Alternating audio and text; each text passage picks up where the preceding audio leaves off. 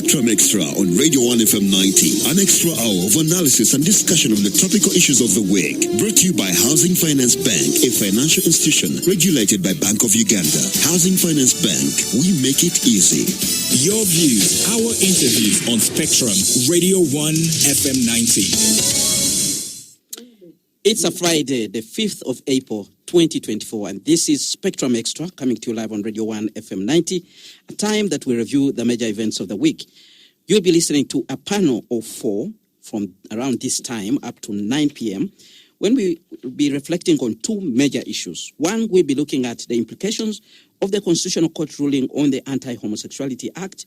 On Wednesday, that court delivered its ruling and upheld the law, saying it was legally enacted and it is in tandem with the aspirations, culture and traditions of many Ugandans. But the legal battle is not yet over. The petitioners say they will appeal to the Supreme Court, so this will be going to the wire. Already, we have received reactions. The European Union said it had followed the court process. They are not happy that the law was not comprehensively dealt with. Especially, they say they are not happy that the death penalty is still in that particular law. The United States government, through the State Department, has also responded, saying that the announcement that some provisions of this law had been removed by the Constitutional Court is small and insufficient step towards safeguarding human rights. They say the remaining provisions are actually more dangerous. They undermine public health, clamp down on civic space, damage Uganda's international reputation, and harm efforts to increase foreign investment. Mark that they harm efforts to increase foreign investment. Why am I asking you to mark that? Because one of the things we have seen is a threat from the U.S. government to withhold aid. Same stance taken by the European Union. There was the same stance taken by the World Bank. And the question is, as a country, will be able to withstand that huge gap which will be left in case they decide to withdraw their funding. There is a source that has indicated that actually some of the clauses some of the sections of this law which were nullified had actually been negotiated on by the World Bank when its team was here in Kampala, and they urged the government of Uganda to ensure that they are removed from the law. So was this sort of a directive that went through the court? There's a discussion there, and the team here in studio will be sharing their views on that issue. We'll also be looking at the issue of the missing persons and the NUP supporters. Well, this issue is back in the discussion because we saw the state minister in charge of Children and Youth Affairs, Balaam, saying that he had requested the president to have these people released. He needed a release from the National Unity Platform Party. The National Unity Platform Party had insisted that it was not ready to negotiate on this issue because those people are being held without any cases. They are actually innocent, and they have been insisting that they should be released unconditionally. But a list was finally given to them through the leader of opposition, Joel Senyonyi, in Parliament, and we are waiting to see what will happen. The debate is out there. Some people are saying NUP is looking for political capital, which comes with continuing to portray the government as holding people who are innocent. But the government also is being accused of trying to use this process to actually gain political capital because it's likely to go out there and say we are the ones who actually freed the NUP supporters. We'll be looking at this issue and asking a question, how can we have this matter resolved conclusively? The panel, the Honorable Simon Mulongo, governance and security expert, who did represent Bobulo East in Parliament, and he also served as a deputy head of the African Union Mission in Somalia, and while there he actually earned the title of ambassador. Welcome to Spectrum Extra, Ambassador Simon Mulongo. Thank you so much. I'm happy to find particularly Honorable Pastor and the Honorable Dr. Sarah, of course, with my old colleague. Happy to be here again. Unfortunately, we're introducing my panel before I actually do so. But I did not. I didn't mention the names. You didn't mention the name, so I'll let it pass. Dr. Sarah Bireete, the Chief Executive Officer at the Center for Constitutional Governance, Pandit on Human Rights and Governance Matters. Thank you very much for once again being with us this evening. Thank you for inviting me. I'm always glad to be back on Spectrum Extra. Good evening, viewers and listeners. Also in studio, we have Pastor Solomon Male, evangelical preacher and executive director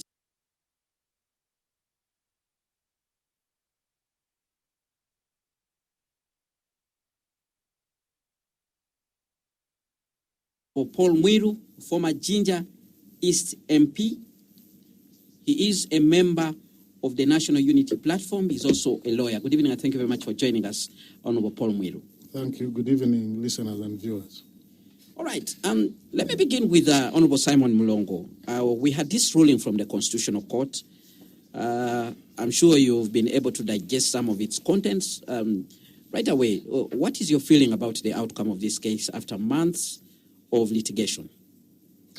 Now, first of all, I want to congratulate our legal team that managed to battle it out. For some people wanted to usurp and overturn the people's will. And I want to congratulate the courts for really coming out as justly as they could. And so that's the first thing that I want to say, that Parliament did a good job, and they expressed the will and the wishes of the people of Uganda, and any attempt by others to usurp that has been defeated. And I pray that it will be defeated even much more thoroughly if they attempt to go to higher levels. Secondly, the three areas that you mentioned, whether they were negotiated by behind doors and so on, it's unfortunate that even some of those areas are being removed, because we wanted something much firmer than that. Because this law is not just about issues of human rights as some people want to claim. It's about our values, it's about our rights, it's about our customs, about our cultures that have come along the way to be what we are as a people of this country. So these legal technicalities that they want to use to eliminate certain aspects, when the people themselves are interested and would like that to be there, is something that I think we hope we shall battle it and have them reinserted, even improve some other parts of it, of that law, some elements which were left out. So I think, so I congratulate my team, I congratulate the government and our legal team that they really did a very good job. All right, those are your initial thoughts there. We'll be coming back to you to dig deeper on the implications. Honorable Paul Mwiru, your initial thoughts about this ruling. Well, first I want to congratulate the team which was defending the law. Because as you recall, in the 9th Parliament, I presented the report, a committee report, which was actually supporting the enactment of the law. And that was a very historical moment, because the chair and the vice disappeared in the committee. So I was the only committee member remaining in the House. I remember that very well. And I was wondering what was taking place. So, of course, the colonialists had been overrated. And to me, the court's rejection of neo-colonialism in terms of homosexuality is a welcome idea. And I won't take exception to the narrative you have created, that even this situation where some of the provisions of the sections of the Act were struck out, that was because it were negotiated. I've reflected on the law. I don't have a copy, but I remember judicial power being derived from the people. And that judicial power is supposed to be exercised according to the will and aspirations of the people of Uganda, not from the European Union. I've made my point very clear about this, and I'm very happy, because we had issues. People had thought that actually money is everything. Yet to some of us, money is mere paper. So we knew that, and we thought that we must do everything humanly possible to support the law and this enforcement, because there are places you'd move around Kampala and even guarded by police, and there were promoters of homosexuality, and people were minting money out of this, that money. But even when you go I want to also take exception at this neo-colonialist. You see, when you go to America, there are states where homosexuality has been outlawed. So it is not permissible. And I think states like California, homosexuality is outlawed. So I don't know, I wonder why they want to concentrate on Uganda. But my point is very clear on this. I presented the other time the report, and I still hold the same view. I have not changed, and I don't intend to change on the subject matter. I thank you. All right, let's hear from Pastor Solomon Malay. Your initial thoughts on the ruling before we actually dig deeper. I see Ugandans celebrating. It's a hula baloo over nothing. Actually, the law as it is that has been late to pass or to stay by the Constitutional Court is totally nothing compared to what people thought would come out. What were the issues before that law? We had the Penal Code. Welcome back to Section 145 of the Penal Code, criminalizing sex against the order of nature. Whether you do it with a woman or with a fellow man or fellow woman, was perfect. Section 148 dealing with promotion, which includes recruitment, very clear. Section 129 of the Penal Code, which had been revised in 2007 and assented to by the president. I don't know who of these honorables who were in there, and he assented it to it. It was protecting children against all forms of sexual abuses, including homosexuality, unless people don't understand the English of the law. So now, why then the law? When I started fighting against homosexuality, I met a lot of injustices being rained on the victims. 2, there was homosexuality in schools, but people were not talking about it. Those involved were just being dismissed. Teachers were just being transferred. I got cases where teachers were sodomizing students, and the headmasters were not reporting. Now, when we started raising the issues, then people say, no, if they are recruited. And then there was this so-called reproductive health programs going on in our schools. And through that, they were using them to teach homosexuality as an alternative sex life. And they were telling young women that for it, you don't expect to get HIV, you don't expect to get pregnancy. And these were 2 issues that were being peddled so that young women fear and then get involved in lesbian sexual activity. Now, in 2008, we got victims who were ready to speak out. Then those of Pastor Kayanja came up. I lead the crusade against homosexuality in this country, de facto leader, because I started the cause. MPs just jumped on it. And it is so unfortunate that politicians have turned homosexuality into a tool for politics. It's no longer an issue, but a political tool. So when we started handling victims of homosexuality for Pastor Kayanja, we treated on a no-go area because this is a man who had been doing it. He had state protection. Museveni is his great friend. He had patronage. And many of the pastors who had been with him, including Mukasa, Kalori, and others, had left quietly and even feared to speak out that the man was actually raining terror on the rears of the young men in his church. Just on now, record, Pastor Malay, wait. we have no evidence on this table. I have the evidence. That Pastor Kayanja, Look, please, you are the host. we have I no own evidence. everything I've said. What we know. You don't need to worry about it. What we know. I confirm Can I just that make he a has point? been sodomizing boys. Can I just make a point? Make it. What we have seen that there are cases in court, and in one of those cases, he actually emerged victorious. There's another one. We never defended ourselves. There's another one Look, that we have okay. So that was 2000. legally on record. Listen, 2012, I was convicted for a crime I never committed just because I helped his victims to access justice, and the police and the judiciary all turned against us. But you know, legally, Then there's no listen. In 2014, on the 31st of March at Kololo, I was heralded a hero in the fight against homosexuality. Honorable Buturo read my name. How can a criminal again be a hero unless Ugandans are fools? The president was there. He was the first hero. Then the Speaker Kadaga. Then Honorable Bahat, who had brought the first law. Then there are, of course, others. Then Moses Solomon Malay. If I was a criminal convicted, then Why herald me a hero unless every Ugandan is a fool, including the top? So how does the Constitutional Court ruling weaken the law? Listen. How does it weaken the law? I was convicted because of miscarriage of justice, the abuse of systems, criminality with impunity in this country. Full stop. I'm not a criminal.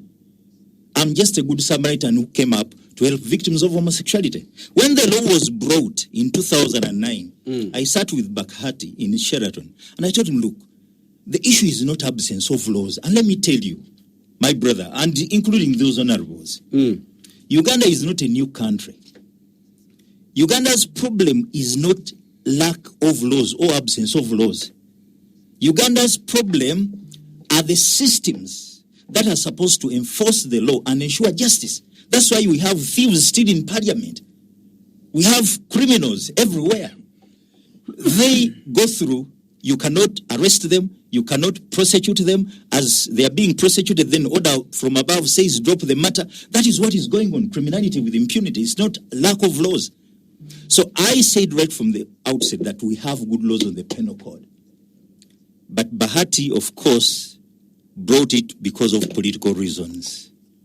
And then they are my friends, men of the cassocks of the Bible, who are populists, who instead of dealing with their own in the pews, who are sodomizing and terrorizing young children, this how now do we cover up?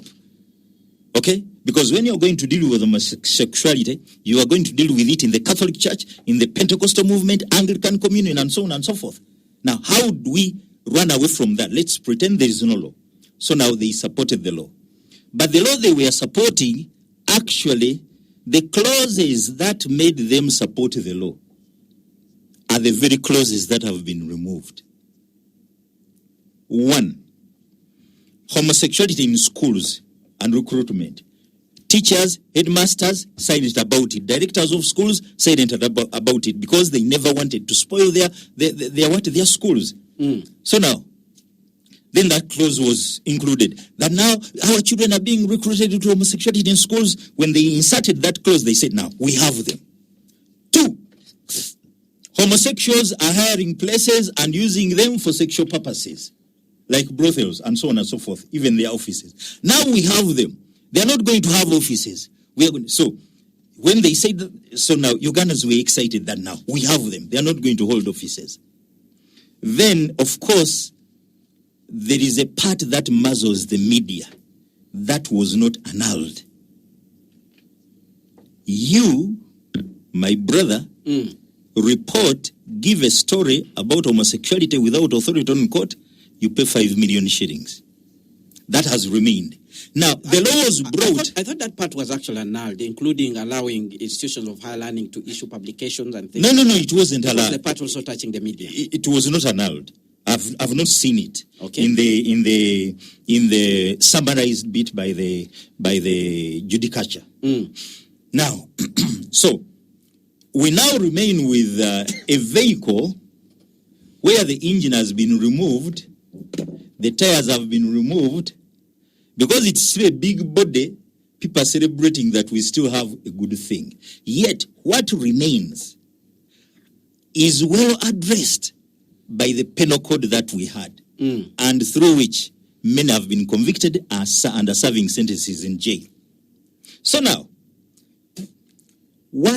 actually I was discussing with a friend of mine, a lawyer, and he said that the Constitutional Court has toed a very thin line of almost allowing consensual homosexuality.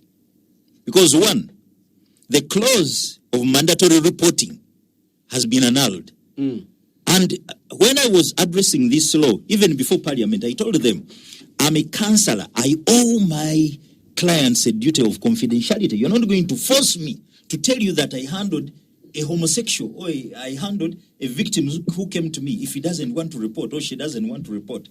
Okay? So now, that has been annulled. Now, 2, you're not going to force teachers or headmasters to report. That means the situation is going to remain as it has been. All right. Now, 3, according to this condensed ruling. Condensed. It's a The summary. summary. It's not a ruling. The summary of the ruling. Yeah, it's not a ruling because here they say that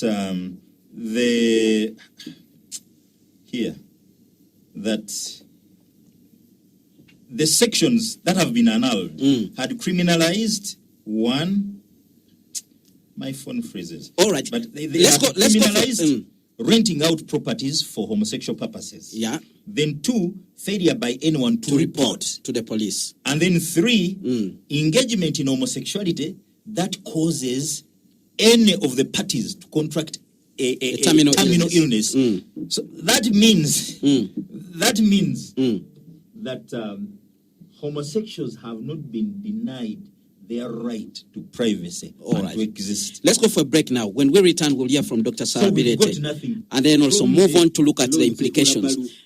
There are likely to be implications, including sanctions on Uganda, including freezing of funding. How are we prepared as a country? That's the next leg of our discussion when we return after this break. Spectrum Extra, Fridays 7 to 9 p.m. on Radio 1 FM 90. Spectrum Extra, Fridays 7 to 9 p.m. on Radio 1 FM 90. Well, thank you so much for staying with us on Spectrum Extra live on Radio 1 FM 90, reviewing the major events of the week. We are looking at the implications of the Constitutional Court ruling on the Anti-Homosexuality Act. We will also be looking at the issue of the missing persons and supporters of NUP.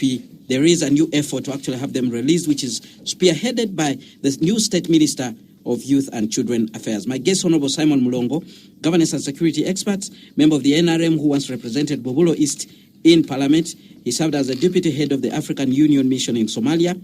Pastor Solomon Malay, evangelical preacher and executive director at Arising for Christ. Dr. the Honorable Paul Mwiru, former Ginger East MP, member of the NUP. He's also a lawyer.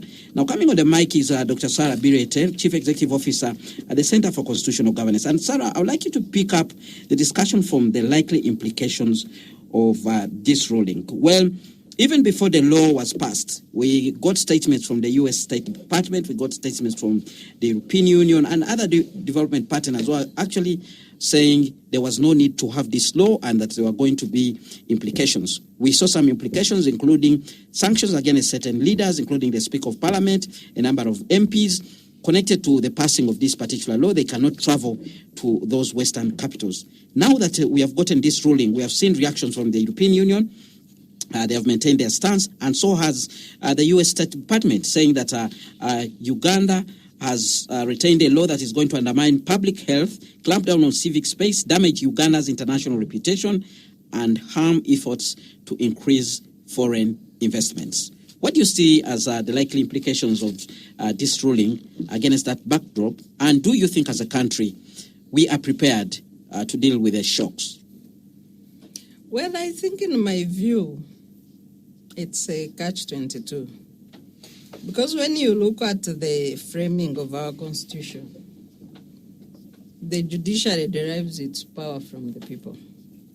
And the Article 126 of the Constitution enjoins the courts to implement or dispense justice in accordance with the wishes, values, and aspirations of the people. And when you look at the judgment, largely, it keeps rubbing in that aspect of cultural, social norms, and the rest of it. And it's the same sentiment that led to the passing of the law, the enactment of the law. So when you look at the Africa situation generally, there is polarization from the global north versus global south in terms of that cultural controversy. And it's important also for the viewers to note that 31 countries in Africa have criminalized same-sex intimacy. Our constitution specifically prohibits same-sex marriages, even without this law. So the question then on having a take on what would be the role of courts in such matters as polarizing as the Anti-Homosexuality Act. The courts are enjoined to interpret the law in a way that protects human rights for all, protects the dignity of the people, stops discrimination, among others.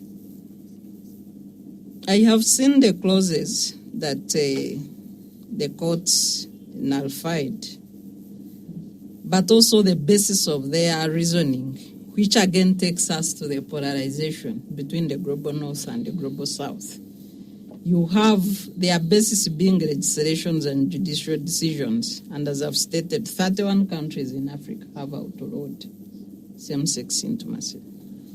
You have a lack of consensus between the, global consensus on the issue of conflict between upholding universal human rights and respect for freedoms and cultural diversity. Then they also refer to the recent controversial decisions in the United States of Roe versus Wade, where the abortion rights were overturned on the basis of the history and values of the country.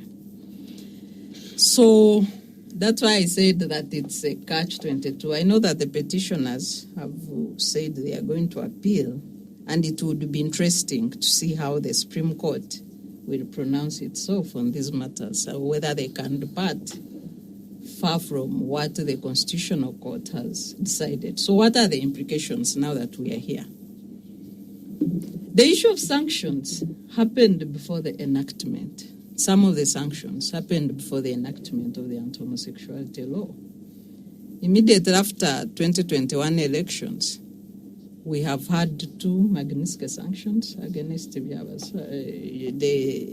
prison's boss, Johnson Byabashija, and another. And we have had several travel sanctions against the members of the security forces for human rights violations, including kidnaps, missing persons, extrajudicial killings, and torture. So the issue of sanctions by the U.S. are not just about AHA. AHA is also among the human rights violations that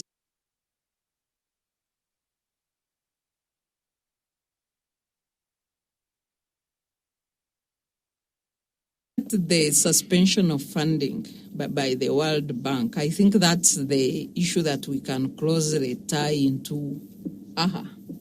And the World Bank has been clear on their concerns about the law. And basically, most of their concerns seem to have been met through the nullified 4 sections, at least through the write-up that I saw. So then the question that remains to be seen is the World Bank then comfortable to engage in new funding with the Uganda government? I know that even prior to the ruling, because the World Bank and government of Uganda have remained, engaging, even before the ruling, and the government has been saying that they are almost reaching consensus with the World Bank to resume new funding. The old funding has been ongoing, especially infrastructure in new cities and municipalities, among other projects. So the sources are that with or without the ruling, there was a discussion on inclusivity clauses for all World Bank funding to make sure that there is no discrimination against any category of citizens. So with the ruling then change, the engagement that the government has been having with the World Bank, it remains to be seen. But the sanctions and what Uganda needs to do, I think the government has a role, as clearly spelled out in the Constitution, to observe and protect fundamental rights and freedoms of citizens. That's the major cause of sanctions. Let them stop violations of fundamental rights and freedoms of the people. Right, let's hear from Honorable Paul Mwiru. The implications, we already know about the sanctions. People can no longer travel. Some people cannot travel to some of these Western capitals, but the likelihood of us even having a financial problem, looking at our budget, for instance, the Ministry of Health budget, largely funded by donors, and they are ones who are trying to call us to order and telling us that what you're doing is not right.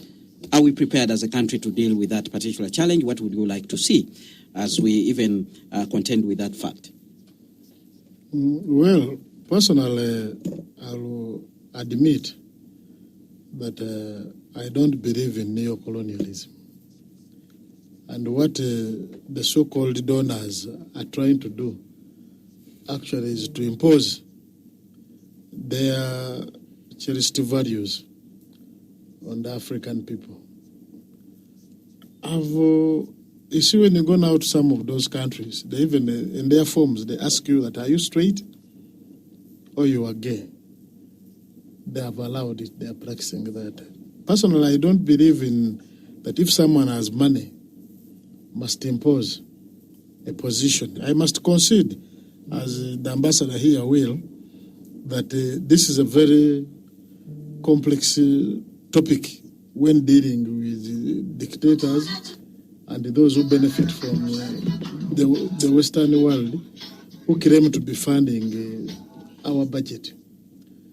I saw, actually, when Pastor Male was talking, I think he was lacking one aspect. I was a member of the Legal and Parliamentary Affairs Committee, and we kept on receiving memorandums on what were the outcries in the public. There are many schools here which were at first had been licensed, but they had no curriculum which was looked at by the ministry, and they had no qualified teacher in whatever they were doing. So when we interfaced with some of them, we asked them that we need to see your teachers, their qualification. They said, see, for us, we are in an international school.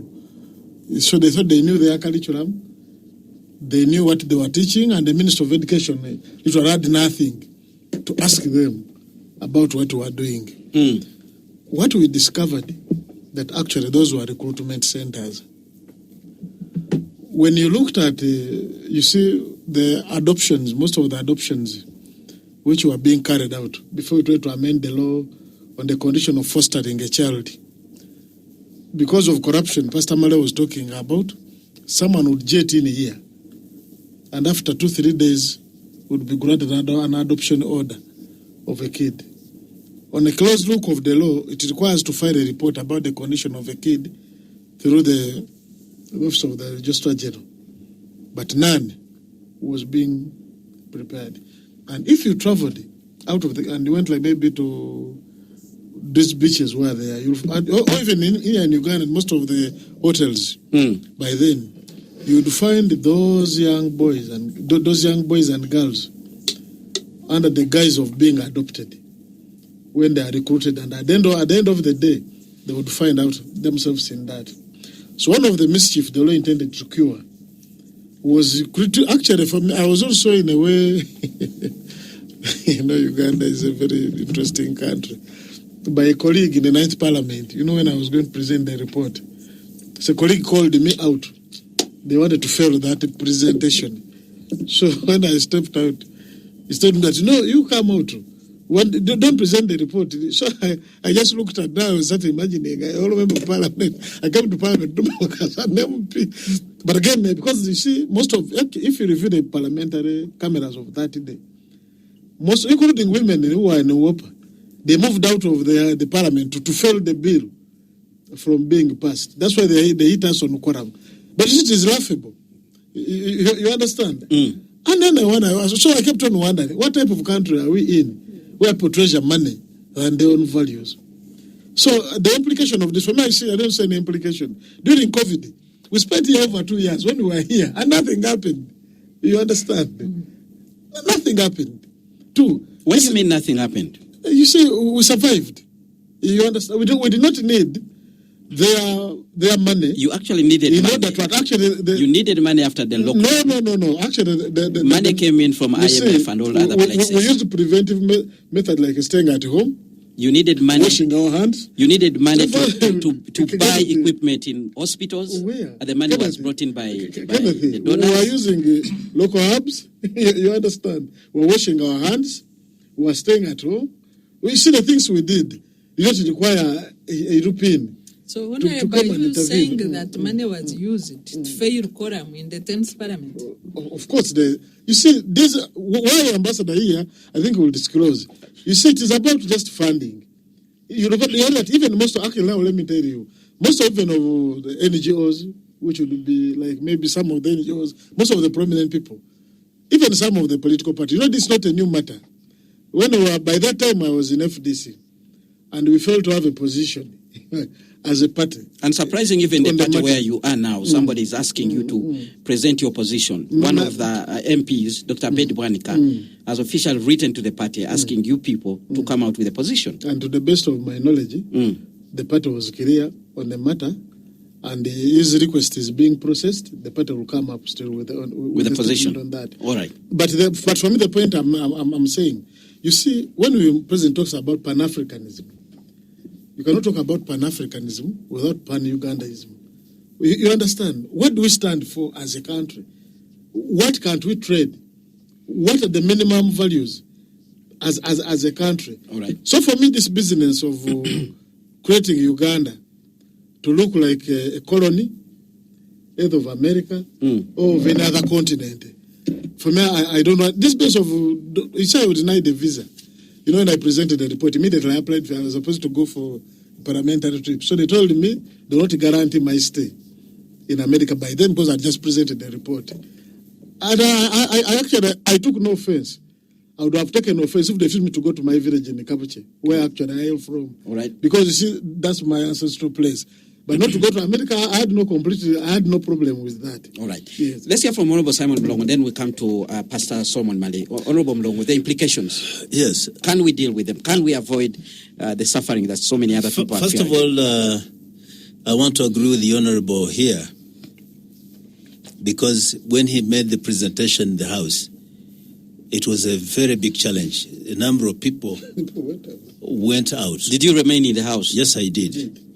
The issue is that a lot of campaign goes on in this country without the knowledge of many people.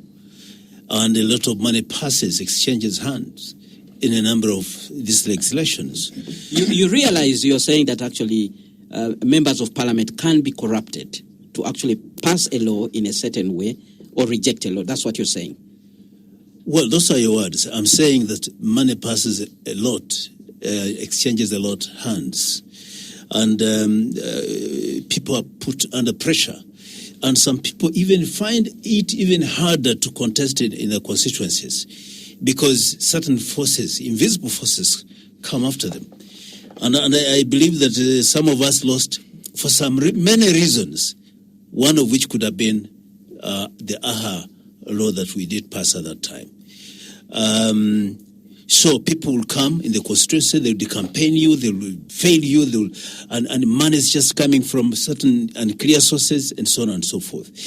But because we don't have clear intelligence on this, we don't have certain facts, you can't say money was wired from this source and that, and so it becomes difficult. But I can tell you that a lot happens in this country because of that. It's not just about government, it's about even the people, the actors in this country.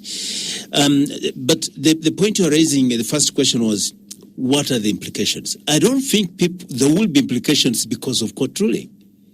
Implications started happening because of the passing of the law by Parliament. When the President... There was hope that the court might quash it. I can tell you that if it is the worst has happened already. I can say that once the President ascended the law to the bill and it became the law, that's when actually the worst started happening. And whatever is going to happen, much more, will be just additional. I don't think... but now, even if you say they would had hope in the court, but they may still be having hope in the Supreme Court. Something like that. So I don't think that that hope to them, for those who want to, can fail. The other one is we need to know where this thing is coming from. The issue of LGBTQ has its own history. The movement started in the 40s and 50s. It gathered momentum in the 60s, where people wanted freedom from the intricacies of culture. Why can't I just have sex with anything I want and with anybody I want? Why should I say this is my daughter, this is my goat, this is my aunt? And the thing started building. People don't want manners to be controlled. And that's how it built into this momentum, what it is. Now, those people who have built momentum as a constituency that managed to make their entry into the legal codes in the West want us to also to follow suit. Without even looking at our history, we've never gone through those kind of cultural tides. So why should we just jump and go into that? Right. So no. You're still asking me the question, and I'm still answering Very quickly. Yeah, very quickly. You gave the honorable pastor some good time. Give me also. The issues that yes, we're going to have some definitely challenges, economic challenges, because we've been dependent on a number of strings from the West. And if some of these governments in the West cut or even reduce, there are implications. But must we change simply because of that? We must not. Because the condition upon which they want to fund our activities are so unacceptable to the people of Uganda. And we cannot accept that.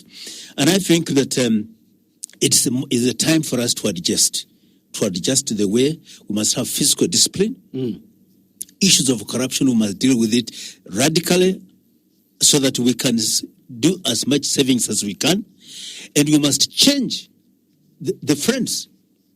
If the West is becoming too hostile, we must change to other people who can be more friendly, who do not condition us to give us support.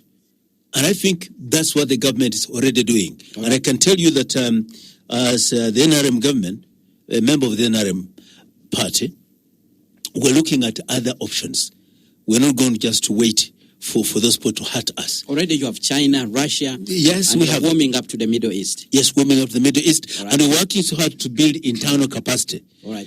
So that we can generate resources that can make us more independent as much as possible. Pastor Solomon Mali, the implications, the fear people have. Sometimes I feel baffled when I'm with people who live in Utopia. And these are our honorables, whom we call honorables in parliament, in cabinet, who talk as if everybody accesses the privileges they have. These I call the chosen and privileged few who are enjoying. They get treatment in the US, they get treatment in Canada, in India, South Africa, Europe, all over. And they are not minding about their constituents who go to Mulago when there are no medications, who go to Mbarara Hospital when there are no medications. I remember the Minister of ICT. How is that connected to the law? Look, when they freeze aid, supportive programs, the common man must suffer. Who's funding our infrastructure development? It's the West. Who's funding our healthcare system? It's not entirely the West, Pastor. No. The money that we collect here is stolen. The politicians are thieving. It's not entirely the West. The politicians are thieving it. Okay? Part of the money is actually your taxes you pay. Listen to Pastor me. Solomon. Even they are just in money. You see the recent reports in Parliament how they are simply eating money left, right, and center. The executive eating money right. But and we're center. not as worse as pastors who collect who freeze it. But you have given the pastors patronage to rob the desperate. So I hold the two. The pastors and the politicians are bedfellows. It's a case of both of you standing before the mirror. No. Me. At least I stand out on my own, and I'm saying it's wrong. These people are just deceiving us. Do you know what is happening? So you every budget. So are you saying Parliament was wrong to pass the law because the listen to implication me? is to cut the aid? They are hypocrites. Every budget that passes has a component of funding homosexual activities by government. Go to Mulago, seek out for MAPI clinic. Honorable, go to Mulago. You know MAPI clinic in Mulago? You go to Mbarara Hospital. There is MAPI, Most at Risk People's Initiative. Sarah, you know that program? Most at what? Most at Risk People's Initiative, MARPI. When you go there, government is procuring lubricants, sex lubricants for homosexuals, hormones for homosexuals, condoms for homosexuals, everything that they need. You go to Mulago Hospital and ask for MAPI clinic. Invite me back here and say, Marie, you lied on air. Kenneth, I think I need to help pass out. You say, at times, the way he talks, people may think whatever he's saying actually is correct. All right, let's get some in information. budgeting, there is what we call the budget support and project support. Budget support forms part of what Parliament appropriates and deals with as part of the donor component. Whereas project support, some doesn't need to come to Parliament because these are projects the way they are. So for you, listen. So now I'm teaching you on that one. No, you don't have to teach me. So for you to say, in a country where the president does not support homosexuality, where the speaker does not support homosexuality, under which vote? Under which vote listen does to that me. money Listen to get me. appropriated, Pastor Malay? Even in 2018, they were given 200 Through which sector budget? 28.5 billion. Through which sector budget? You can look for the budget. The story even ran in Monitor. It was the minister. We want you to guide us properly. The minister to tell us: is it under the presidency? Is it under the minister? Actual listeners. So you need to listen to me. Give him time. Go and look for Dr. Nantulia because he heads that coordination. Where government actually, when I think it was Honorable Sarah Opendi, who was saying that no, we are not doing, and then he said, please be careful, otherwise you'll block the funding if you don't allow this to pass. No, which funding? You see, I'm not a parliamentarian. You see, you come here to lie. You no, that's why Honorable Mweru is asking you. Listen to me. To tell us the exact vote under which. Now, let me ask Honorable Mweru. Listen, let's allow in him. a country where we don't support homosexuality, where we passed a law against homosexuality, how then can homos be procuring or can lubricants be procured by homosexuals for homosexuality purposes and are given out freely in Mulago National Referral Hospital? So let him answer. You see, Pastor Malay is proving to be an expert without borders. Please don't. Let's just abuse. That's not an abuse. No, it's just insubordination. No. I just want to. Don't read the law. He doesn't know the law. No. You don't need to help me. Let me put this. Listen. Disprove me that MAPI clinic does not exist. Gentlemen. That it doesn't cater for homosexual purposes. Gentlemen. For homosexuals. Disprove me. Pastor Malay. If you're correcting me, disprove me. Pastor Malay. Is in there MAPI clinic in Mulago? Pastor Malay, just a few minutes ago, you did say that MPs are thieves. But they did not jump up to attack you. So now when they say you do not have, you are an expert. You are an expert on everything, and you're jumping up. You're saying you are. I'm not an expert on everything. I'm telling you what I know. Anyway, let him go to MAPI clinic is not there. Let's go for a break. Let's go for a break. When we return, I'll give you an opportunity to respond and probably also help us to understand when you're talking about a project budget and you're also talking about budget support, whether actually Pastor Solomon Malay's submission can stand during this discussion. Let's go for a break now. Spectrum Extra, Fridays 7 to 9 p.m. on Radio 1 FM 90. FM 90. Well, thank you so much for joining us on Spectrum Extra live on Radio 1 FM 90. The panel today, looking at the implication of the Constitutional Court ruling, will also be turning around to another topic, which will be the missing supporters of NUP and those who are under incarceration 3 years down the road. There's a new effort to have them released. Is it agreeable? Should we pursue this effort and make sure that these people are actually released? I'm speaking to the Honorable Simon Mulongo, Pastor Solomon Malay, Dr. Sarah Bireete, and the Honorable Paul Mwiru, who will be coming next on the microphone. But let me read out just a few comments that have already come in. We have a comment from Ariko in Tororo. Honestly speaking, Uganda has minerals, good climate, food, oil, and many more. But America only has paper money, but we continue adoring them because of ignorance. Let all Ugandans just ignore these guys, but only work on corruption to save the little that we have. Then we have another comment. Pastor Malay said that as a counselor, he cannot report his patient. I think that is wrong because not reporting a crime makes you accomplice to the crime.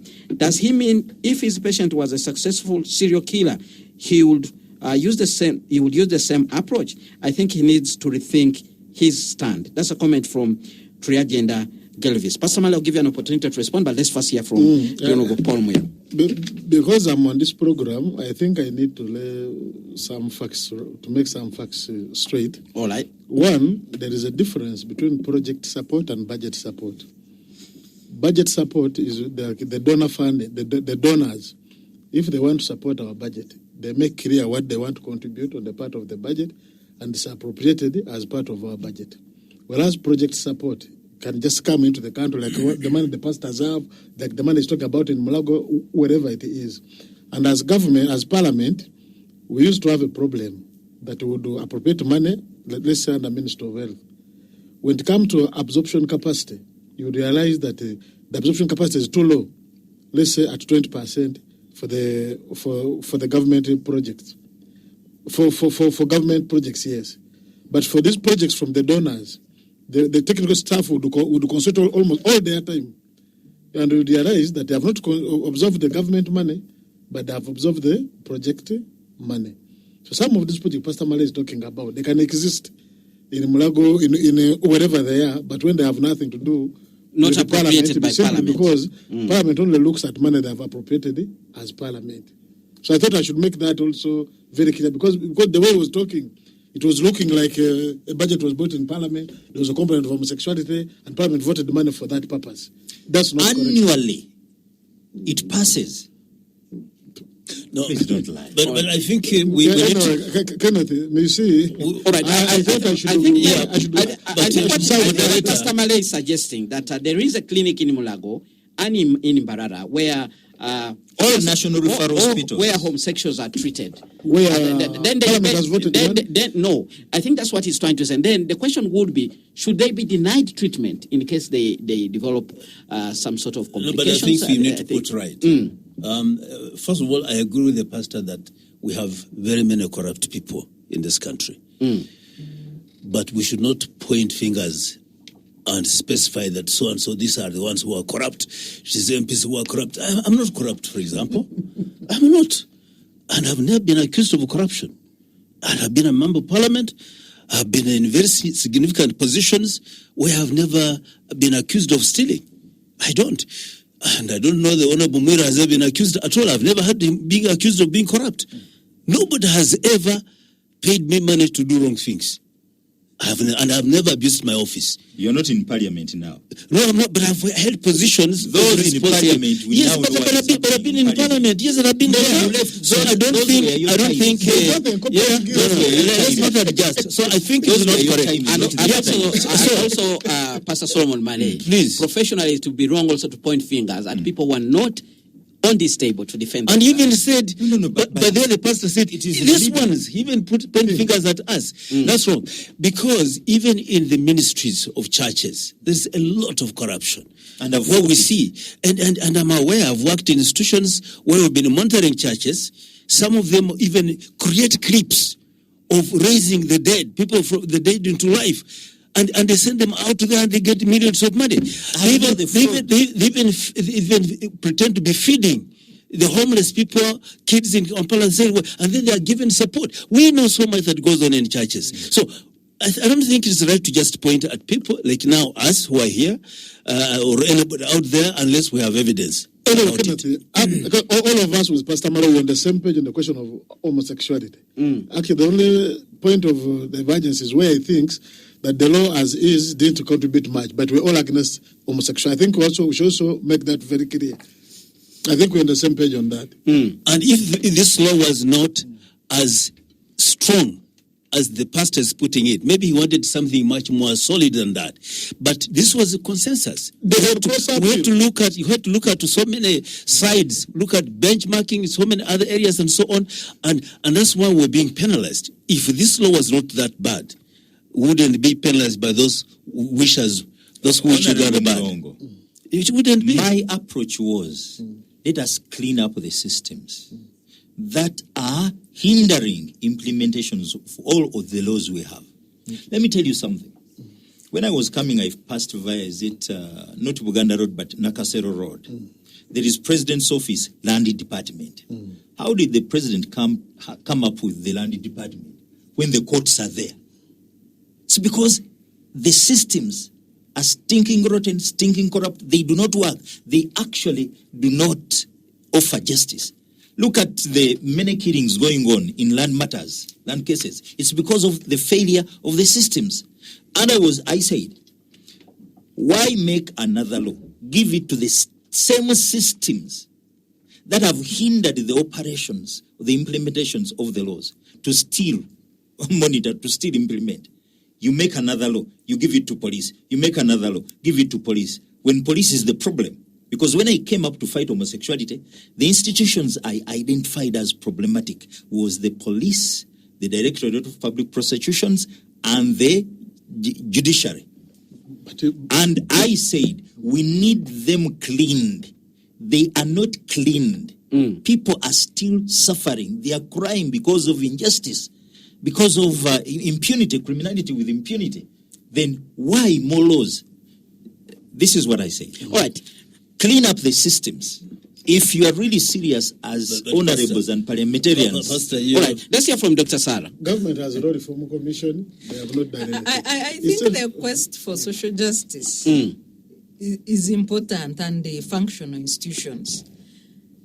For me, the point Pastor seems to be pushing, if there is collapse of institutions, does the president creating a many departments at State House sort of that? It doesn't. Isn't he failing in his executive He has authority? actually, the executive has failed, the legislature has failed, then the judiciary has failed. Properly. You need to tell the president that he has failed. That he is not to dressed. exercise his executive authority to protect the constitution and constitutionalism. Sarah, that's why I said this coming up with more laws is just bluffing. When we know the problem is not lack of laws, but it is the system. Okay, the law is there. Is it going to work? Maybe, Dr. Sarah, do you think this law will be implemented, even in its current form? We have It's not had going so to many work. laws. For instance, the Human Rights Enforcement Act and the law that talks on the issue of torture. We have so many laws on our books, but some of them are never implemented. Even murder. They are Yes, against murder. I know. Uganda has 80% good laws and 20% bad laws.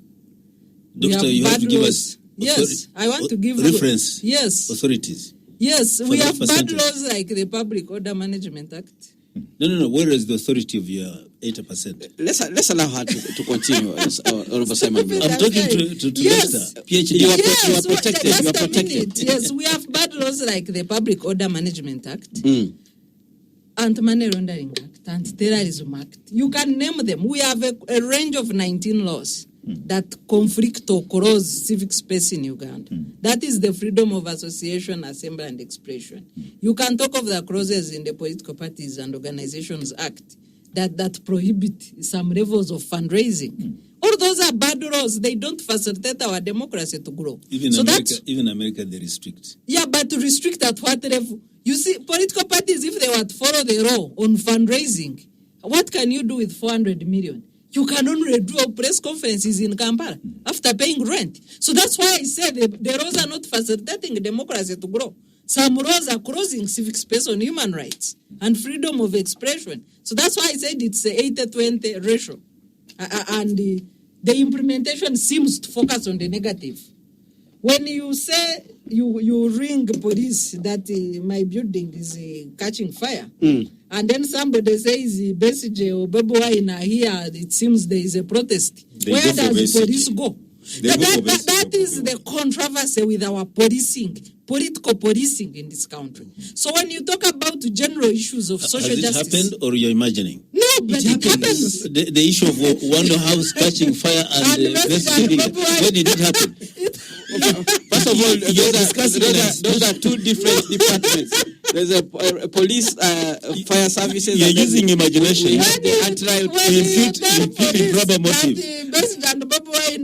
Even the army will join. It is the greatest emergency for the security forces in this country. Not the fire. Not the fire, not the robbery, not whatever. So this political policing and politicization of police has distorted the rule of law and the protection of human rights in the country. All right. Victims become accused. All right. And the perpetrators become Honorable Honorable Simon Mulongo, there is the other aspect of actually what Pastor Solomon Male hinted on, politicizing this law, using it as a political tool against your opponents. We have seen, for instance, some people within your party, NUP, your party, National Resistance Movement, I beg your pardon, saying that other political parties need to come up with positions on this issue. For instance, the NUP party. So I've seen also the leader of that political party actually saying that the law has been weaponized against the opposition. No, for us, we're doing what the will of the people wants. Or maybe let me ask you, do you think political parties need to have positions on the issue of homosexuality? Yes, because this matter has become a critical national issue that people must make clear. Because now the whole world, the Western world, is coming on us. We're being persecuted over things that we believe are right and correct for our people in this country. So really to ask people to come up and state their positions is just very good, because some of them are suspects. In fact, I'm surprised that the Honorable Mwiru here, my good friend and brother, who's wearing red, rightfully red, or is it called maroon, rightfully maroon, is presenting this kind of position. I don't know if it's a personal position or a party position, because some people believe that our colleagues in red are towards certain lines that are not to that effect. We have seen the leader of NUP associating, conducting business, and fully being welcomed in many fora that are to do with the LGBTQ. So this has given pointers that since the head is the one who determines so many things, the entire party fraternity is actually for homosexuality. So in this case, to ask them to be very clear. Let's hear from Paul Mwiru. I think to me that is very clear for people to come out and be counted. All right, let's hear from Paul Mwiru. Well, you see, Honorable Simon Mulongo was my RDC in Jinja. I don't fear, he will not arrest you from by here. that time, still he was behaving professionally. He didn't look desperate like he is now, wanting to tag nationality platform to homosexuality. Let's allow it. Can he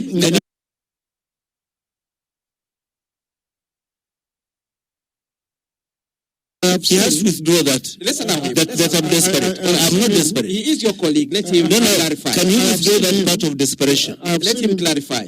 Actually, Honorable Mwiru, can you justify desperation or withdraw it? Let me clarify. Is it by action or by words? Actually, the word desperate is contextual and depends on the depth of the use of the word. And I've used like shallow use. I've used it I am moderating this show. I've used contextually. I'm not accepting to proceed to refer to him. Say I am desperate. By trying to create a nexus. Because am I desperate? Let me now explain that. Yes, let me explain to that. Can we have some order? I can look at the word desperate. He has desperately tried to create a nexus. Mr. Moderator, I'll give you an opportunity. Unless he withdraws the word desperate. No. He doesn't need to. I don't need allow him to clarify.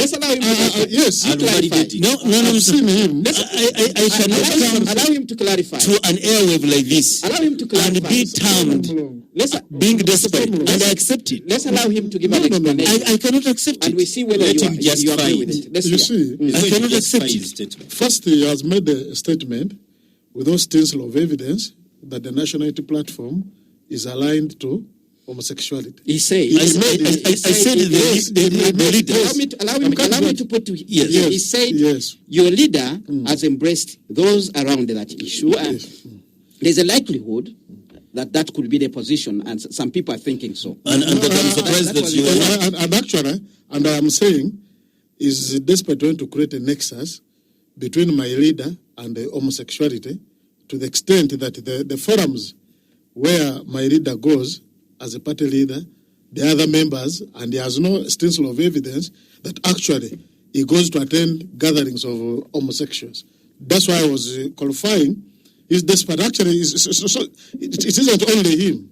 All governmental apologists have tried to create a nexus between NUP, my reader and homosexuality. Dr. Bedwan, and yes, and we have come out categorically. Dr. Bedwan is a member of your party. Yes. He's actually the one who has written. Yes. And he has been on the airwaves, Yes. online on some media houses, actually saying there's a problem of homosexuality in NUP. You see, Dr. Wanika has raised the issue and has addressed it to Honorable Nambeshi, the chief whip. Is Dr. Wanika And the chief whip, Let's allow him to and the chief whip is processing a meeting for Dr. Wanika to come and substantiate on what is raising. It is his word against the party, so it is him to come and actually speak. My understanding of his letter is that actually it must be discussed by him leading evidence. I like for me, I can't throw out statements. I can't substantiate. That's why I was pushed to see that my good friend Honorable Mulongo would despite want to create a nexus between the party president of NUP and homosexuality. So I guess which actually has dismally failed. So I think it's that it's at that point where you shake hands. No problem with him. He knows. Can we have you shaking hands? Actually, Honorable Mulongo is one of those ideologues as Pastor Malik comes on the mic. Only that he wants to move to go in the wrong direction. All right. There's wrong direction. Do we need to have political parties taking positions? As an NRM man, I have never gone in the wrong direction. Let me state very clearly. I still lead the crusade against homosexuality, de facto leader. Bobby Wine came up with a song that led him to be barred from entering the UK, which was against homosexuality. Okay? Until it was recently lifted. Our presidents, that is NRM, say they don't support homosexuality. But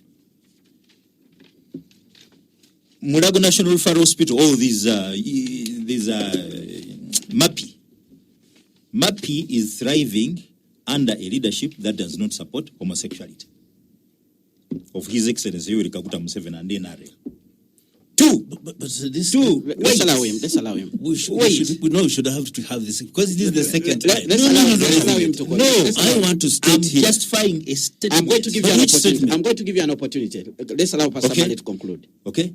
Now, is Bobby Wine the head of state to allow MAPI to flourish in Mulago and other hospitals where homosexuals are allowed to have free, not treatment, but free lubricants to do their thing better, and hormones, which can change them into males and females. No. It is in Mulago National Referral Hospital. No. You go there. We will have Even give them money. We will have to reach out to Mulago. You go there.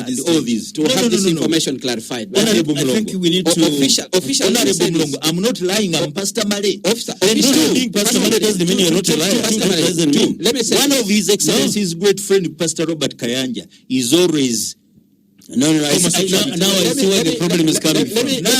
Let me say this. I can see where the problem is coming over the pastor. Honorable Simon Mulongo. Homos are funding this country. Honorable Simon Mulongo. Let me say this. Homos are bringing funds in this country. Let me say and that's why we are now Pastor Male, at a stalemate. Pastor Male, you made two allegations. Yes. One against Pastor Kayanja, the other one about MAPI in Mulago. Yes. I would like to say professionally, those two sides are not represented on this table. I own. To defend them. I own. So it is me, Moses. No, but you are not here. Not in other. No, but the law I'm is stating it, Dr. I'm stating it. The law Don't tell me the laws. Political parties should have positions on this. Because the laws which govern us. Dr. Sarah. But as a country, we have one national position.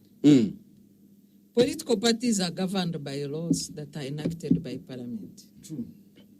If anybody wanted to know the position of NUP, they should have followed how NUP members voted in the process of enacting the law. Beyond enacting the law, I think such questions are irrelevant, idle, and it's a waste of our time. Good. Yes. All right. No. I just want to say, I was just checking about MAPI, and I have it here, where they say they were established in 2008. Under their forefront of building resilient health systems and helping those who are vulnerable populations. Now, the fact that they have these facilities to help people with HIV, SRHR, all those things, there are elements in this country. And they are helping those who are not able to support themselves because for some reason they're disadvantaged. Now, You go there and see what they are doing. if you're talking about lubricants, the lubricants are found everywhere. Do you also use them? These lubricants. Do you also use them? Just a minute. Do you also use them? No, I don't. But the thing is that lubricants are not just for only one Sex purpose. lubricants. All right, we have a comment here So- from one listener called Tom, who is weighing in on this discussion of MAPI. He says, Dear Spectrum Extra, thank you for today's timely debate in view of the current developments. The issue of MAPI needs to be explored deeply. As for lubricants, I do not know if they are homosexual-specific lubricants which are not used by heterosexuals. So I cannot comment on this, but what I have heard is that their condoms for heterosexuals are different. Is MAPI procuring these condoms? If they are, that is totally unacceptable. That's a comment there from a listener. I think, gentlemen and Yeah, ladies, but that's a we very have But important you point. need the clarification from from this, Minister of Health. we'll try to reach out Yes. from the Minister of Health on that particular issue. We have another comment from Robert Nkumi, Spectrum Extra. Honorable Mwiru is not entirely sincere. All the health infrastructure during COVID-19, including test kits, PCR machines, and vaccines, were given to us by colonialists and imperialists. People have jumped on this anti-homosexuality thing for 2026, and nearing elections, colonialists and imperialists are enemy, especially for Ugandans who do not read between the lines. Here in Ikumi, homosexuality is not even heard of. That is Robert Nkumi. Another comment from John in Bweyogerere. The money the West is threatening to withhold was accumulated from the exploitation of Africa, including through slavery. We can only call their bluff if we get our house in order. The ruling party these days talks as if it had absolutely nothing to do with the rampant corruption. Our leaders live large as if we have unlimited resources. Ending corruption alone would release enough money to cover what we borrow from World Bank and the West as a whole.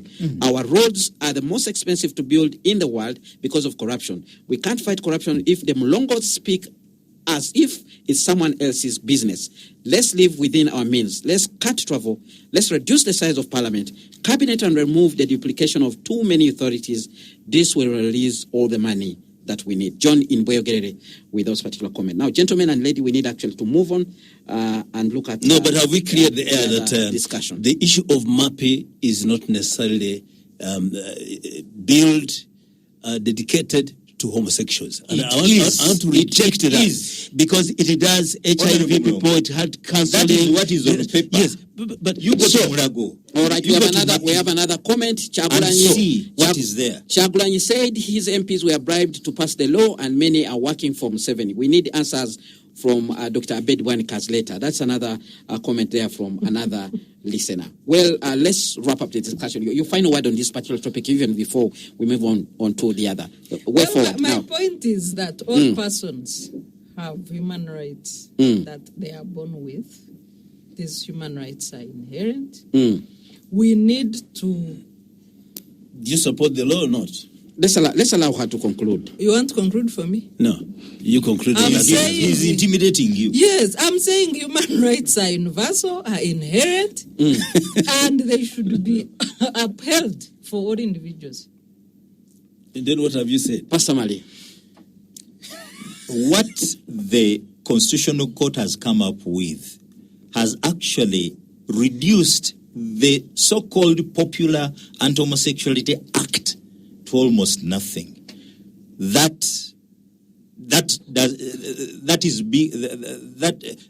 we can do away with and maintain the old laws on the penal code. No one was making noise about the penal code. And we're using it to convict. A man was sentenced to 30 years for sodomizing a 6-year-old boy. Then a Pakistani was sentenced to 10 years for sodomizing Sulaimani Kasoro. I've handled very many cases. We have good laws on the penal code. Actually, we didn't need this law. And it's so sad that we now have it and we are facing this. And our politicians, because of popularity, of course, they want it because they want to continue deceiving the people there. That, you see, the problem is the West, the problem is the West, the problem is here. We have thieves here who keep stealing the money. We would be funding our own healthcare system. But now, for them, Mulongo will be taken to India or UK. My brother Mwiru will be probably There you German. go again. Let's hear from Honorable But me, Paul Mwiru. I'll be going to Mulago. Your closing shots on when this issue. the money to fund Mulago has been frozen. That is very, very unfair and very short-sightedness. Yes, my brother Ariko from Soroti. I don't subscribe to a view that for me to have an opinion or to have a belief system, someone must impose something on me, or my belief system is exchangeable with the money, as the donors are actually saying. But I want just to respond to him in one statement, that if you eliminate the budget corruption, which takes place at budgeting, and we quit nugatory expenditures in the government, the same money we have can fund our budget, and actually we don't have to run to the donors. On the question of, yes, the law, what was removed, I think government can cross appeal the decision, but the question of promotion of homosexuality, as it were, by people who are actually making money out of the process. I know this had eaten up the fabric of society through money, and some people who are doing it as a business seem not to see a problem. But for me, I read the bill by Honorable Basarirwa, and you see the reason why the amendments is continuing to cure the mischief. We shall continue studying the views of Pastor Mali.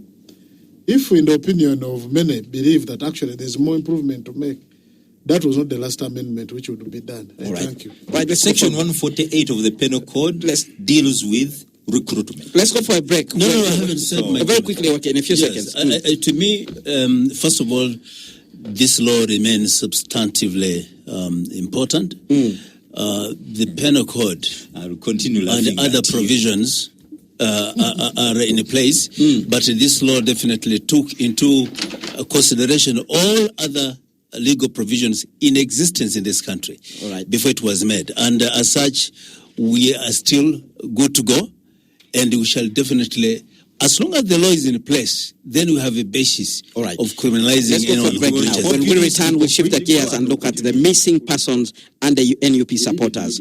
Should we allow the government actually to take the lead in having them released, or should we stick with the position of their party that there is no negotiation, they should be released unconditionally? Stay tuned to Radio 1 FM 90 will continue after this break. Spectrum Extra, Fridays 7 to 9 p.m. on Radio 1 FM 90. The NUP supporters, close to 3 years now, no one knows where they are. The government at one point said they had them. One time the Prime Minister was on the floor of Parliament and said they had one of them who had been arrested. He was among those who attempted to burn the city. Now, a new Minister for Youth and Children Affairs, Balaam Barugahara, said the president is ready to release these people. He wants a list. A list was presented to him in Parliament this very week, but there seems to be a pull here and there. Well, NUP thinks the government wants to get political capital out of this. The government also seems to suggest that NUP is also looking for political capital, because the more they continue having these people incarcerated, the more they make noise and become relevant on this particular issue. I'll begin with you, Dr. Sarah Bireete. On this issue of NUP, should we trust Balaam Barugahare that he can actually lead a crusade to have these people released, where the Uganda Human Rights Commission failed, where Parliament failed? We know there was a walkout by the opposition for almost a full month. Human rights agencies in this country have called for the release of these people. Now, all of a sudden, a new minister is saying they can actually be released. Well, Honorable Balaam has started with this crusade of attempt to rescue NUP supporters, and I've put rescue in quotes, attempt to rescue NUP supporters that were kidnapped or arrested during elections. Balaam can only succeed if the regime wants to set free these people, because after all, they are the ones who kidnapped them, who arrested them, and they can only set them free because they committed no crime. Supporting an opposition candidate is not a crime anywhere in our law books in this country. And as far as I know, that's the crime they committed. So if the regime decided to set them free, to just give a little political capital to Balaam, that's the only thing that can happen. But the freedom of these people is important. Nobody should be arrested for a crime they did not commit.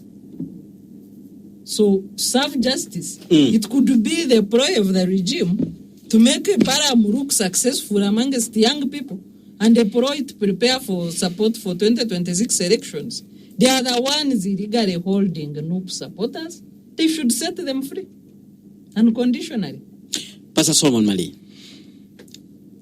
I've always said there is no reason in a country which claims to be democratic where we say power belongs to the people and then you start arresting people just because they don't agree with what you stand for or they support your opponent.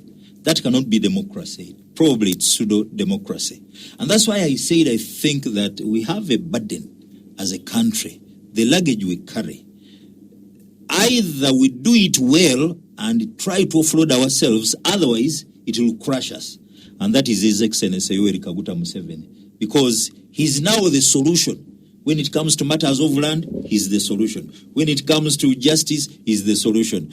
Poverty, he's the money giver. Life, even when during lockdown, the pastors told him, please open us too so that we can work. So he became a god. So if we have a demigod leading this country, that is the problem we face. I believe that NUP supporters committed no offense, and there's no reason why they shouldn't be released. But then, if the only way to release them is for Balaam to do it, I see nothing wrong with that. Let us not put a hindrance to that. And that's why I'm saying, let me reiterate it on the microphone. When I was here, I said, we need to work out a transfer of power program from His Excellency Yoweri Kaguta Museveni to another leader. As a country, we've never had a peaceful change or transfer of power. Post-independence, Obote overthrew Mutesa with a gun. Amin overthrew Obote with a gun, 71. 79, Amin was overthrown by the gun. Obote was overthrown, Lule was overthrown by the people who put him there, the Musevenis, by the gun. Then Paul Mwanga, overthrown by the people who put him there, the military commission where Museveni was the vice chairman. Then 1980, the vote we had, it was decided by the gunshots, firepower, and then they declared that UPC had won and Obote became the president. Then 1981 to 86, it was a bloodbath. Over 1 million people lost their lives. And then we are promised a fundamental change where elections would never be stolen, where the rule of law would be upheld, where this so-called extrajudicial killing and arrests would not be, and where we would have a self-sustaining national economy, where the political terrain would be equal for everybody, where democracy would be the right for everyone. And here, 38 years down the road, we see the same atrocities that were being committed during the regimes, which were overthrown by the gun, still being committed. Although we now vote, but it is a decided matter that a mere vote will never change the presidency of this country. All right. And that's why I say, Honorable Mulongo, go and sweet talk with the president and tell him, Pastor Mali has a proposal that one, you are given immunity from prosecution for whatever wrong you've done with your people. 2, you are given a package so that you rest, whether in Rakitura or Chisozi. 3, no one is going to touch you. Then you become an advisor and oversee what is happening. So that for the first time in this country, we can have what I crave for. I don't know whether, Mulongo, you crave for it. The first ever peaceful transfer of power from one president to another. That's what I crave for. Honorable Simon. My children are grown-ups. I don't want them to pay the price we paid, bloodbath. We are having these young people of NUP arrested because there is no sincerity in the elections and there is no will to leave power by the people in power. That's why NUP and others, even FDC, continue being arrested, and they'll continue being arrested. And even if shooting at them will continue. During Jesus' unless time, we change that. During Jesus' time, from there Simon were Mulongo. groups. Ambassador, you've been given a groups of people the Sadducees, the Pharisees, and others. And they used to talk so nicely about the scriptures because they're the ones who were high priests and so on. But when it came to really practically to live, to walk the talk, they could not. So when I hear some pastors who have remained at the helm of the churches permanently, they can't even allow succession in their own churches. But they're the ones who can sing about change. So you wonder what all this about. You want succession in matters of God? Yes, they should be there. I thought what I mean is that when you see being a pastor is a calling. The pastors are running their business. What I mean? That's why it's from the thing is, it is institutional leadership. Let's allow institutional leadership. If you are the helm of your leadership, or of your institution as a leader, and you have been the same person for all those years, and they are young pastors you have nurtured, you have not even allowed them to come on top, but you're the same person who wants to see change somewhere else. You wonder whether they are. I quit the pulpit. Are you comparing a church to a country? I'm saying, if we put institutional leadership and there is needs to be healthy change, a church is a business. Exactly. Now, hallelujah, hallelujah. I understand now. I have no further questions. If the church is the business, and for record, Pastor Male does not stand on the pulpit. I quit the pulpit to address people's. Yes. Right. But he is a pastor. You seem to agree. I'm just saying he has not preached the same message somewhere else. Let's allow. Let me just elsewhere. So you haven't. You have not told other church leaders to also show. I want to see the first ever peaceful transfer. It was just a small matter. Are you going to carry Pastor Male's message? Listen. Let's listen to Honorable Mlo. I've given you a message. Let's allow him. You gave him a message. Let's hear if he will carry a message. I will not carry that message because that message. Fear. I don't fear. Let's allow him to speak. Okay. Give the reason. Let's allow him. If you want to speak for me, then you're going to speak with the president. But you have given me a message, and you want me to respond because I have to respond. You're right. Yes, you can. I will not carry the message because that message is usually delivered by voters regularly. They vote people in. They vote people out. When it is free and fair. Yes, well, you can always qualify it the way you want, but I'm telling you that the president is voted in, and whenever he contests, it's very tough for him to go through the elections, and when he wins, then he is there. So for you to say that you're promising me that you have no capacity, the second reason I cannot take that message, you have no capacity to protect him. Because you're assuring him. What assurance are you giving him? You're just speaking wishful promise that you cannot fulfill. We come up with a law. That immunity. Yeah, but then the law has not come up, has it? Listen. Let me paraphrase to him. Okay. He actually said he has a proposal. Tell the president that I had the proposal. There can be immunity for him and his group. He can go to Achitura and become an advisor. He can also have a golden parachute. The assurance he's trying to give is already provided for. All right. Let's move back. Succession Act has very clear. Those who retire as former heads of state and former vice presidents and so on, we have clear legal provisions that also guarantees whatever you're trying to say. Actually, that is so not you don't have to. It's not a succession act. No. Yes, sorry. We do not have a succession act at the moment. But let's go to the principle of this discussion. Should we trust the message being brought by the new minister, Balaam to have the NUP people released? This was a request that was made to the president. And some others are just trying to jump on it to make political capital out of it. This should be left to the Honorable Bergado, who had put it to the president, and the president had promised to look into it. And he has not come out to say whether he's going to release or not to release. He actually said something. Yes, he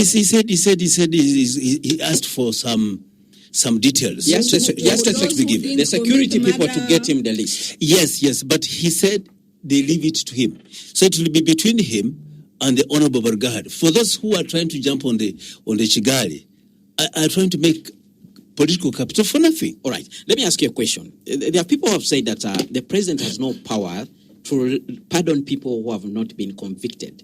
He can only do that under the prerogative of mercy. It is the other way around. The NUP actually says if these people have any crime, they should be charged. Something you have not done for the last 3 years. the president did not promise to release people who have been convicted. I mean, who are not yet convicted. I mean, he promised to look at the list because they have not been convicted. He can use administrative measures to have them released. He can. So those who are trying to interpret the law, yes. I mean, he can. If, for example, he speaks to the DPP, and if the DPP does not have adequate evidence, for example, they can drop the charges. The DPP has to wait for the president to tell them. Not wait. All right. The request was put. The president has means and mechanisms to intervene at any stage. I thought professionally the DPP would look at the file and say there is no evidence here, and it is continued He has not, and he cannot. But what I'm saying is that he has mechanisms and measures to do that. It is what we call order from above. Let's hear from order from above can probably sort the problem. Let's hear from the foot soldier, Honorable Paul Mwil. This country. Thank you, Kenneth. What is exciting, Honorable Paul Mwil? Well, Kenneth, what word did he use on me? Let him. He said you are desperate. But yes, that's a desperate laughter. All right. Hey, just a point. Let me also ask Honorable Mwiru. Tell the president of NUP and all other leaders who want to unseat Museveni to stop threatening him with 1, court cases, 2, ICC, 3, arrests. No matter what has been done, let us mature and say, okay. We should massage him. How maturity? Mature out of impunity. No. He talked about there is impunity. All right, but let's allow Paul Mwiru when the problem cannot go. Well, all right, Paul Mwiru. No, Kenneth. I think the problem in the country requires political sociologists to study the situation. Like Mali. Because the problem we are having, that even those whom you actually think understand, because Honorable Mlongo participated in the Constituent Assembly, to my recollection. Yes. And the caution they promulgated, there's a preamble to which I'm very sure he must have contributed, which was reminding us of our history, which was characterized by a lot of political instability. And as a result of that, they went in the 1995 Constitution and created a whole chapter on rights. So the Bill of Rights. Maybe for his information, when you look at Article 20, it talks about the fundamental human rights. These rights, they accrue to us by virtue of being born. They are not given to us by Mr. Museveni. Yeah. They are not given to us by Minister Barugahari. By Mulongo. When he's at DC. And the same constitution goes ahead to create an obligation on everybody, on Museveni, on Mulongo, on Barugahari, on Mwiru and Male, on everybody, to ensure that there is enjoyment of those fundamental human rights. To the extent that they even extend to all organs of the state and agencies of the state. That's what you made. Maybe I'm just refreshing. Sure. I was just refreshing. I'm so much alive to that. I'm just so alive to that. Now, the politics surrounding this. You see, what I think the state did was to profile those ardent opposition people, arrest them, have them charged of trumped-up charges, so that you create fear that whoever will try next time, you will be like Pastor Male, who stood incarcerated up to now. I was in Arua. Actually, for me, we are some of the liberal people who were in the hotel. They kept telling us that they're going to arrest you because they want to cheat Cassiano. So we kept on wondering how I'm in the hotel, how they can permit the hotel. I said, this is not possible. All right. So from nowhere, I saw the police and the army attacking a hotel, who were arrested. Then when I called the chairman of the commission, I called the Tashubia was, by then, because I had worked within Parliament, was the commissioner. Then he said, actually the chairman expressed shock. They can't arrest a candidate. They can't arrest you. So let me find out when I called, he didn't pick again. So I called it Tashubia, not Tashubia. He didn't pick again. Which one is that? You can't arrest a candidate. Yeah, of course. Because I read a candidate, had not committed any offense. All right. But no, yes, Very you shouldn't quickly, interfere. No. We are running out of time. What actually shocked me, when we were arrested, the first told us on the first day, that they just want to cheat Kasiano, the thing will end. Then we stayed at the station. Then the following day after Kasiano winning, they said that you're going to be charged of treason because you embarrassed the president. So the genocide was called the Wanyotos from our eastern there. So I came and told him that, you know what, this matter, the president is not happy. I said, but you see, you're talking about treason, you're not talking about happy. So what is the offense? Annoying the president? Oh, what is that? We are charged with the treason. Yes. We are Taken arraigned in military court. court. We are given a bail. We are made to go to Did they court for appoint over 2 years. Then later they said, no, it's actually just Sergeant Sandai up to now. So but you see, the young people with whom we were charged, the 37 young people, going for 2 years, spending money from Kampala to Gulu, from Kampala to Gulu, it was meant to make us tired. You understand? But you see, for me, the more I was subjected to such, is the day actually I see that, no, I think I need to stand for my right. But in the conclusion, the young people you see reacting today, because of what your people are doing, they haven't changed the presumption. There is no longer presumption of innocence you created in the Constitution, Mr. Honorable Mulongo. The young people, there's a presumption of guilt. That's why when they suspect you in anything, they will descend on you, using social media, using whatever is at their disposal. They will disparage. They will reduce you to your level because you have failed to make use of the systems which you have created. Actually, I'm among those few people. When the young people attack anybody, I don't just condemn them. I first go through the facts. Then I would ask, but how did Mr. Onamolong end up in this situation? Maybe it is even desirable. Because people have lost hope, the Constitution gives them the leverage, the Constitution you made under Article 2, Sub-Article 2, to use any force, Article 3. Yeah, The systems are abused. To use any means to help on to those who have overthrown the Constitution. All right. But it is up to you, as we are telling you, that the country is on the cliff. All right. We have comments coming in on this specific issue, and I'll begin with Tony Kent Chaze, who is listening in from Mawanda Road in Imulabwe. He says, releasing persons is a good gesture, but can we do the same for all prisoners? What we need to cross-examine, all prisoners do the needful as per their stay in prison. Everyone might There was come a up. request which was made. Everyone might Was come out specific. to seek their persons in prison, yet they are still serving their stay in there. If political will is the reason to release prisoners, then even the shifting of Luzira to Wikwe might not be necessary. Are they in prison wrongly? That's the issue. What we need is to cross-examine all prisoners, do the needful. If the political prisoners are baits for populists and politicians, it's absurd. That's a comment there from Kent, who is listening in from Mawanda Road. Honorable Molongo, shame upon you. How can you compare anything with refusal to leave power? If you have nothing to say, please be quiet. Spectrum Extra, listening to Mulongo on matter succession, then I will have Malay anytime as a leader in this country because Mulongo has no argument. NUP supporters, if Mulongo has nothing to say, he should keep quiet. Otherwise, let him stop what he's saying. Then we have another comment. You cannot compare a church to a nation. A church, especially Pentecostal, can have ownership and the work is a calling compared to a nation which belongs to all citizens. Succession is the crave for the biggest percentage of the population, apart from a few individuals personally benefiting from the regime as they worship their leader. Let us avoid selfish tendencies and develop love for the country. That's a comment from David there. Now, gentlemen, lady, let's wrap up the discussion, and I'll begin with you, Pastor Mali. Mulongo, Honorable, I send you again to the president. Tell him. No way. Tell him that Pastor Mali has a proposal. Your proposal doesn't stand. This man is sounding This like country biblical is prophets. not a business. Biblical prophets. This country He's is the new a Isaiah. nation. We need to see the first ever peaceful transfer of power. We are going to 2026. Still bullets will be fired. Some will be shot dead. Others will be wrongly arrested. Even and American framed. bullets were fired Please. at the Capitol. Let's allow Are him you an to complete. honorable? He is an honorable ambassador. I'm just giving you some information. I'm Pastor. fed up at my age seeing young people arrested All right. and imprisoned. All right. They don't. When Chiza Besigye is arrested, he's escorted home. When Honorable Bobby Wine is arrested, he's escorted home.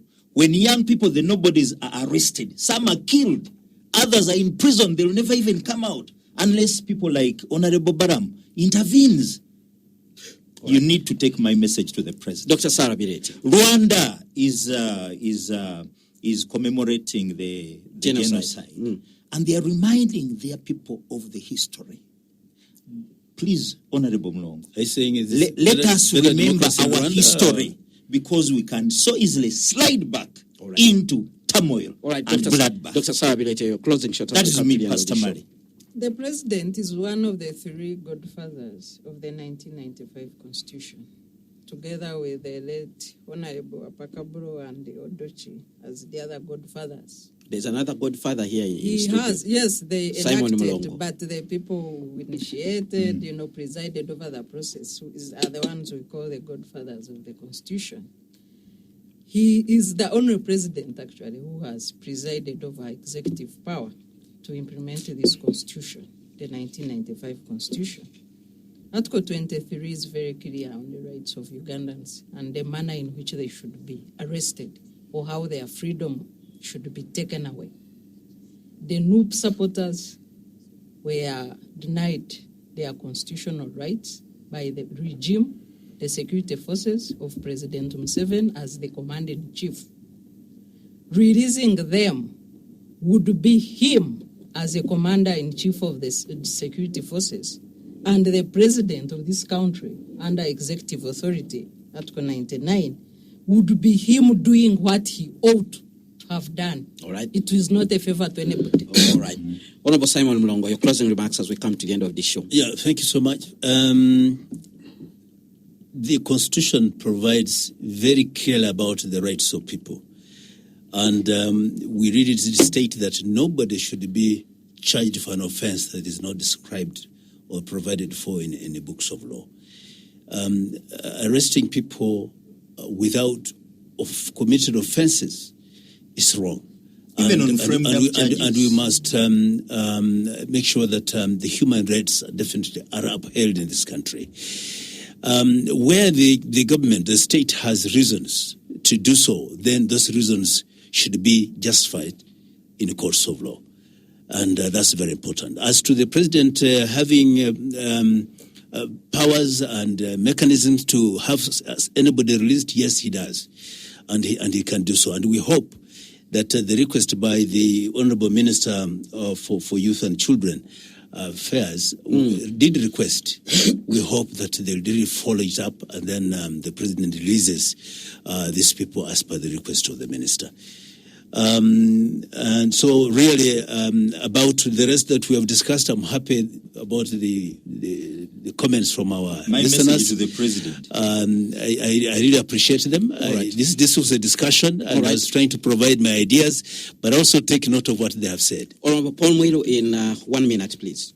First, by Honorable Barugahare, the minister, or any person, ensuring that there's enjoyment of people's rights is their constitutional duty under Article 22, because the Constitution creates a duty on anybody to ensure that the enjoyment of a right. And lastly, on the president's interference with the judicial process, as assuming it is there, as Mlongo has said, I think the prerogative of mercy is what it actually provides. But of course, we know here in Africa or in Uganda. With that, we come to the end of the show. Thank you very much, dear listeners, for being with us. Thank you very much for staying tuned to Radio 1 FM. You can use order from Up next, we continue with the great songs and great memories as we wish you a fabulous weekend. Spectrum Extra on Radio 1 FM 90. An extra hour of analysis and discussion of the topical issues of the week.